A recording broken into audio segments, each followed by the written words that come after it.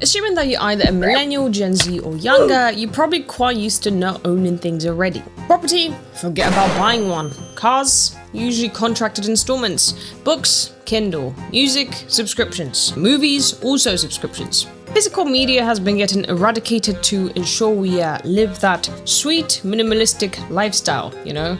You've probably heard that from January 2028 onwards, Sony will be putting an end to the production of physical game discs. It's no secret that physical discs have been in a massive decline, with digital formats now making over 95% of video game sales. Companies have been trying to get rid of physical media for many years now, and it seems like they're really making that big push now. Still, generally, people are saying that this whole shift in the industry feels quite recent, with more news such as GTA 6 announcing there will be no physical copies, which understandably so caused a massive uproar within some game store chains, which now refuse to stock the physical empty box since it literally feels pointless. It's truly depressing to hear all of it. I love physical media and I still hoard a bunch of my discs as well as old gen consoles just because, whether it's nostalgia or wanting that safety net of being able to just launch my favorite game without accessing the internet, it just feels good. However, there has been one massive misconception amongst this whole chaos of going fully digital. Now that we soon won't be able to buy discs, how can we actually own a game? If you own a game digitally, you don't really own that game. Well, we never did in the first place. Let me explain. With the exception of very early games since early 1980s, you never actually purchase the game itself. You only buy a non-transferable end-user license agreement known as EULA, plus the plastic box and the disc which stores this licensed product. However, there is still massive legal and practical difference between the old-school physical license and the modern digital license. Historically, physical games were protected by a legal concept known as the first sale doctrine, or the doctrine of exhaustion in Europe. Under this law, a publisher owns the intellectual property,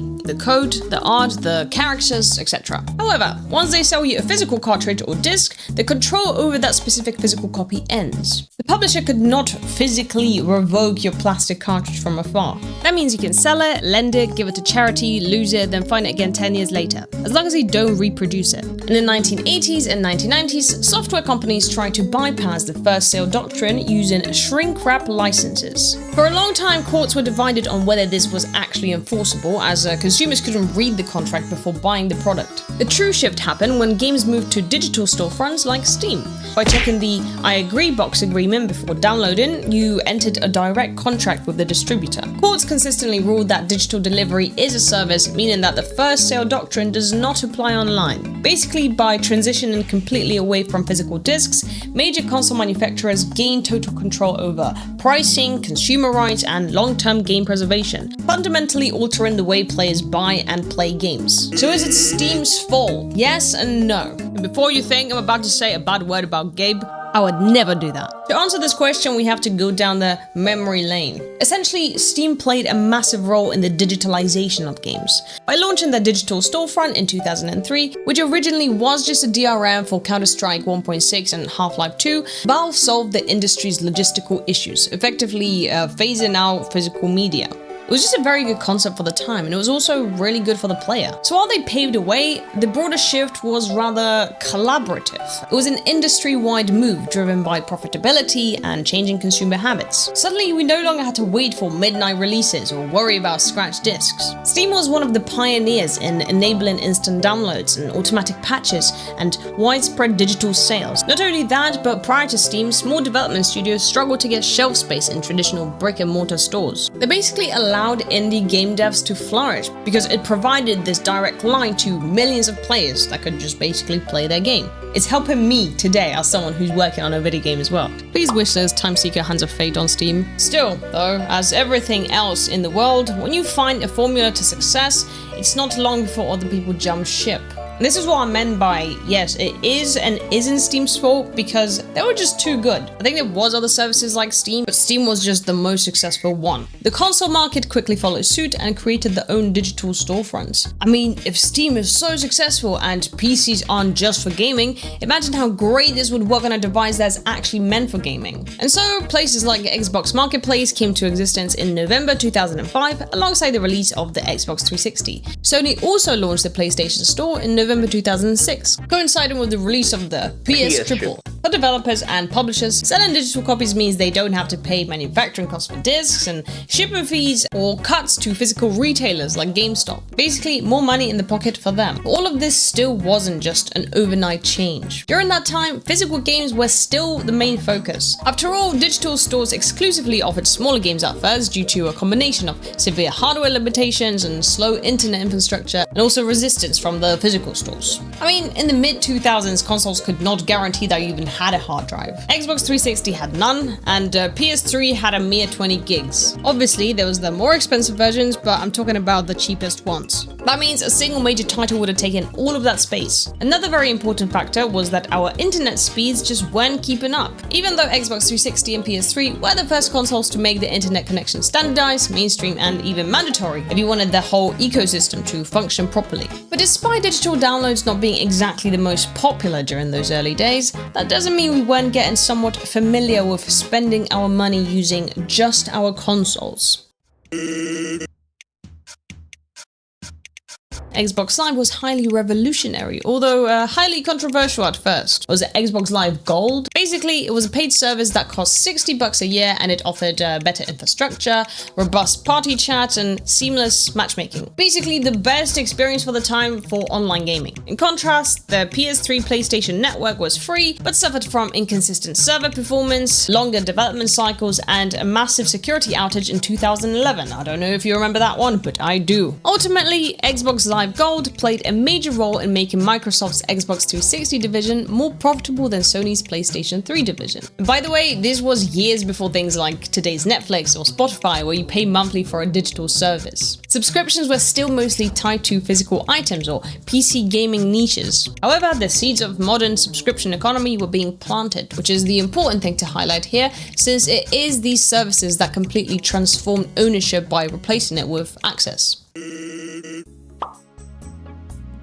The lessons, successes, and failures of the Xbox 360 and PS3 entirely reshaped how the Xbox One and PlayStation 4 were designed. Xbox One stated that internet connection was required to set up the console in 2013, which was met with massive outrage. Funnily enough, I don't even think that this sort of announcement would make news these days, because it's sort of become this expectation that you need internet when setting up a new iPhone or a tablet or a washing machine or a cat fountain. Fucking everything needs internet access nowadays. To be fair, it wasn't just the internet connection requirement upon setup that pissed people off. It was more the fact that the Xbox One was initially designed to require an internet connection check-in every 24 hours. So if your internet went down, the console would just literally lock you out of playing your own games, even physical discs. Fortunately, we have a product for people who aren't able to get some form of connectivity. It's called Xbox 360. Right. So stick with 360, that's your message if you don't, like it? If you have zero access to the internet, that is an offline device. It also placed heavy restrictions on trading and selling used physical games. People were so angry.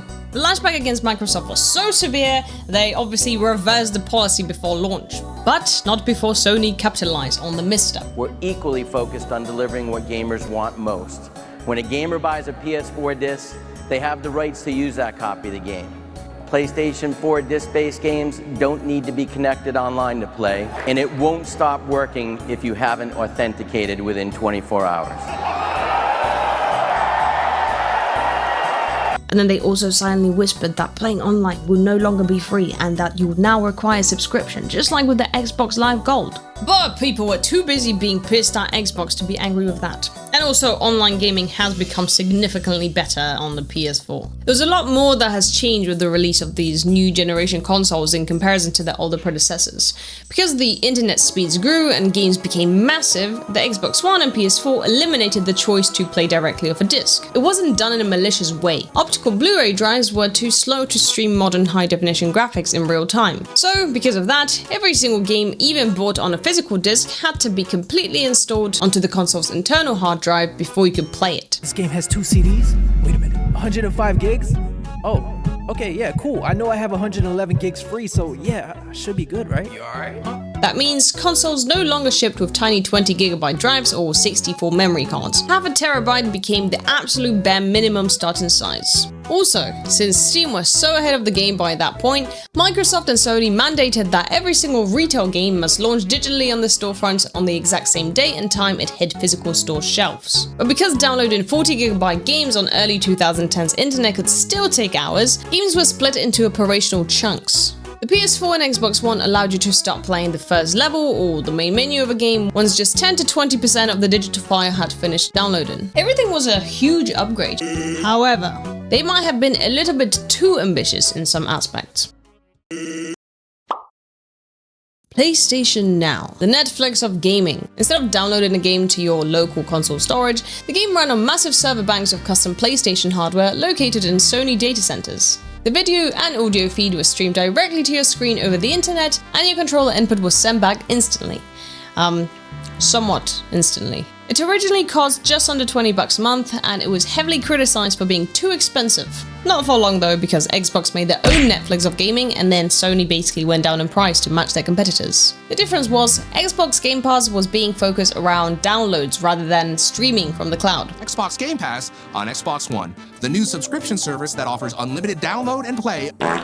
Fundamentally, there were still both game rental services, just with different methods of delivering these games, before eventually copying both of each other's systems. Not gonna lie, this time it was even more of a moneymaker, especially when the new generations of PlayStation and Xbox came out, since both of these consoles had disc-free versions available on the market, as if to slowly prepare us for the inevitable digitalization of gaming. Subscriptions, add-ons, and digital purchases. At this point, every business and investor have noticed how financially wonderful this entire system is.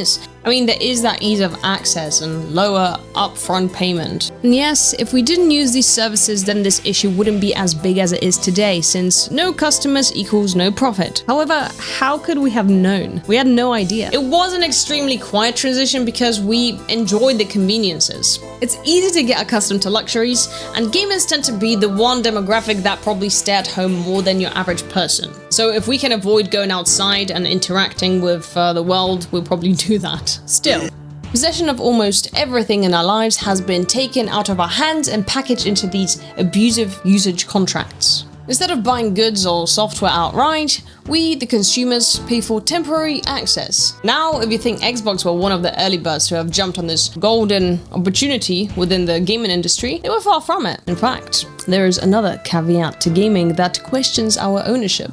Not just games, but what's inside of them. Before graphics existed, online worlds were entirely text-based. Players typed commands like /look north or /attack goblin. They were often hosted on university networks or charged massive hourly rates, apparently up to $12 an hour. There were supposedly dial-up services, I can't even imagine that. But that was until 1996 when Meridian 59 showed up. Meridian 59 is widely recognized as the missing link of online gaming history. The first 3D massively multiplayer online role-playing game developed by Archetype Interactive and published by the 3DO company. While the technology was incredibly primitive compared to today's standards, the game actually predated widely available 3D hardware acceleration. Not only that, but they pioneered the industry-standard MMO business model, which is a premium retail box sale combined with a flat monthly rate. And for the first time, gamers could play for hundreds of hours a month without worrying about this ticking meter. This was a really well-deserved victory, somewhat of a historical event for the gaming world. Not only that, but the original codebase eventually went open source and it is still playable today. Naturally, a lot of video games followed suit, and titles like World of Warcraft wouldn't be what they are today if not for Meridian. The thing is, we were fine with requiring an account and paying for a subscription and knowing that if we break the rules, we might not be allowed to play. It kind of made sense. It felt like a community, a secondary world. Even though we didn't own these games in the same way we'd own a game on a cartridge or a disc, we are happy to give up ownership in exchange for this online multiplayer experience. But what about owning things within this digital world? And I'm not just talking about items that you get from quests or special events. I'm talking about the one word that sends shivers down my spine. Microtransactions. The true pioneer of modern microtransactions is Nexon, a South Korean studio that introduced the first real-world cash shops in their free-to-play games like Quiz and MapleStory in the early 2000s. The company flipped the traditional gaming model on its head. Instead of charging an upfront fee or even a subscription fee, they made their online game totally free-to-play but allowed players to buy virtual clothes and accessories with real money. This widely successful experiment sparked a revolution of free-to-play games across Asia, proving that players were willing to spend actual cash on virtual outfits. Unfortunately, while Asian markets were booming with virtual economies, Western gamers were used to paying a single upfront price for a game. But in 2006, developer Bethesda Studios tested the waters on the Xbox 360. On the quiet Monday in April, in order to tackle the Western audiences, they released what many consider the first mainstream abomination, microtransaction. A $2.50 digital cosmetic add-on for your horse in the Elder Scrolls IV Oblivion. The gaming community reacted with massive backlash, calling it overpriced and entirely useless. However, despite the vocal outrage, it sold surprisingly well. This sparked a massive shift in the industry's business model, paving the way for the cosmetic sales and loot boxes and digital currencies that exist across the industry today. But when you buy an in-game item, a character skin, or virtual currency, you are not buying a piece of property. Instead, you are paying for a revocable license to access a digital service. When you tap buy in a game app, you are still bound by the game's end-user license agreement. These contracts explicitly state that all virtual assets remain the sole property of the game publisher. You are simply renting permission to use them on the platform, without guarantee that it will stay there forever. So if the assets within these games aren't real and can disappear against my will, then what have I bought? Uncertainty? A time frame? It's not just items within games that can be taken away from you at any given moment, it's whole games themselves. In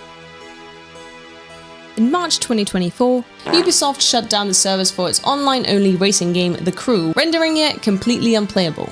Rather than letting players host their own private servers or play offline, Ubisoft decided to revoke the licenses from the players and use DRM to lock them out of the game files. But there's way more examples of things like that happening. PlayStation Store users faced a massive reminder of the dangers of all digital ecosystems. Following an ongoing licensing dispute with Studio Canal, Sony officially notified UK players that 551 purchased movies will be permanently deleted from their libraries. Users who spent hundreds of pounds building digital collections of films lost complete access with zero compensation or refunds offered. Then we have Sega, who, ahead of releasing the Sonic Origins collection, deliberately scrubbed the standalone digital versions of Sonic the Hedgehog 1, 2, and 3 and Knuckles from Steam and console stores. By removing the cheap original versions, Sega basically forced players into buying a more expensive and bundled package just to play classic games they may have missed. This same practice has also been heavily criticized when deployed by Rockstar with the GTA trilogy. Even Steam had an oopsie daisy. Well, it was more Square Enix, but basically what happened was Order of War Challenge was a World War II real-time strategy game. The title did feature a massive focus on online multiplayer, but crucially, it also contained 18 fully functional single-player missions that did not require an internet connection to play. And then, in September 2013, Square Enix shut down the game's multiplayer servers due to a decline in player base. However, rather than leaving the game in players' libraries so they could continue enjoying the offline single-player experience, Square Enix took it a step further. Just 2 months after the servers were shut down,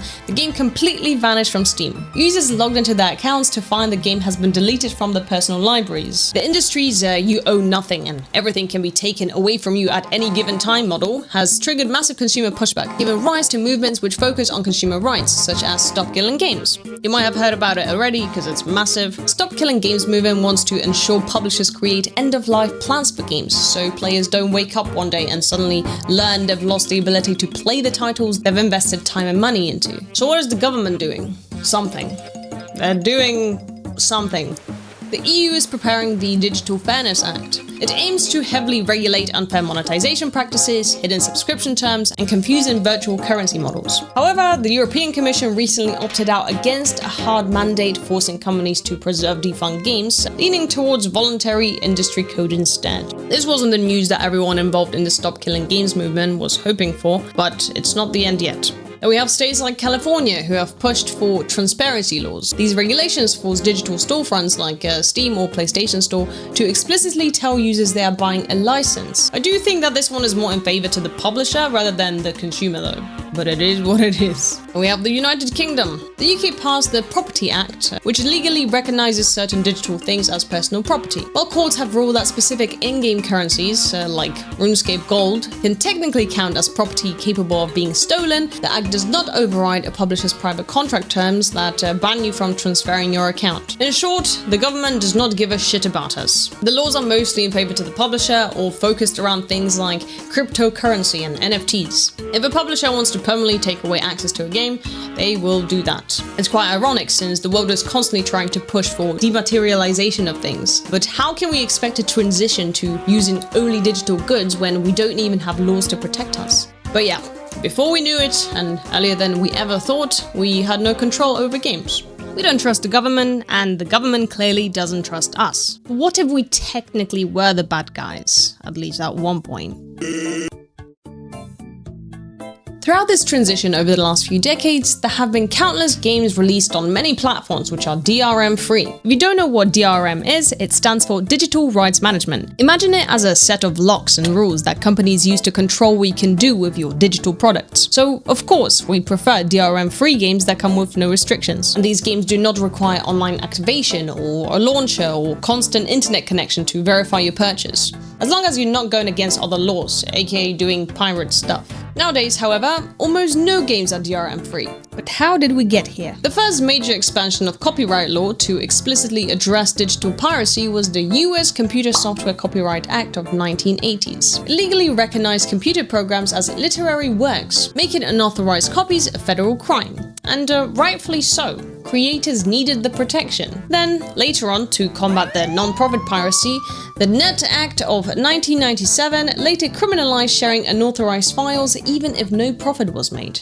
aka personal use. It's a bit weird because back in the day, you technically owned the game you pirated more than you own the game you bought today. Over the years, things have shifted and many contributing factors made it so piracy is not much of a problem as it was 20 years ago. However, here's something I found interesting. The most effective industry consensus for minimizing piracy isn't all this authoritarian bullshit. It's actually providing fair pricing, regional availability, and high-value, easy-to-use digital storefronts. Consoles decided to tackle the pirate issue and go the complex hardware and encryption route. It's a little bit easier to justify not really owning a game when Steam has sales non-stop, is a lot more mod community friendly, the library works across a number of devices which you can often customize and build yourself and upgrade. Basically, PC gamers have an upper hand here. So who ruined gaming?